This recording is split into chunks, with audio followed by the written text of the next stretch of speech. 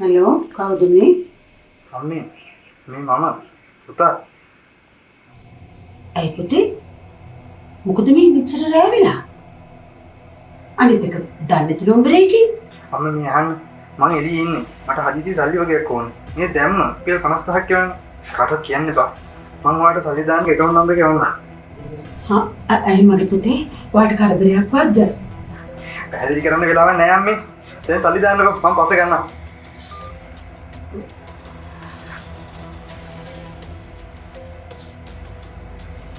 කවිතාවක් පුතා මෙහෙම කලබලෙන් කතා කළා නේද?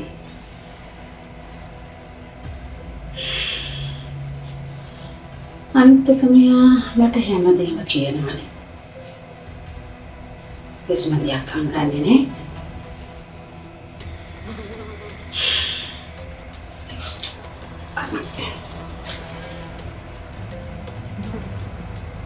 කාහිත මේ කවුනම් මේක?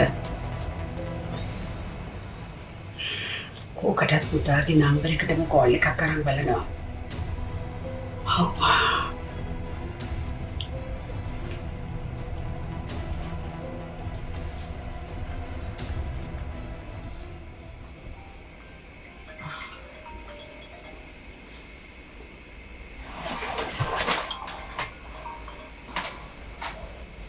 අම්මේ එමෙච්චර රැ වෙලා මොකද හදිසියක්ද?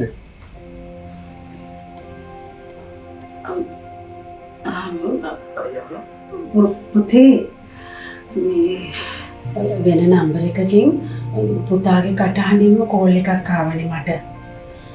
ඒ ළමයා පුතේ මේ මගෙන් සල්ලි ඉල්ලුවා රුපියල් 50000ක්. අම්මා සල්ලි දැම්මද ඒකට? නෑ මං තාම යන්නේ නෑ. බය වෙන්න එපා අම්මා. මම පරිස්සමින් ඉන්නවා. අම්මා මට ඒ නම්බර එක ගන්නකො. හා මගේ පුතේ. මේ AI යුගයේ හුරු පුරුදු කටහඬක් පවා ව්‍යාජ එකක් විය හැකියි.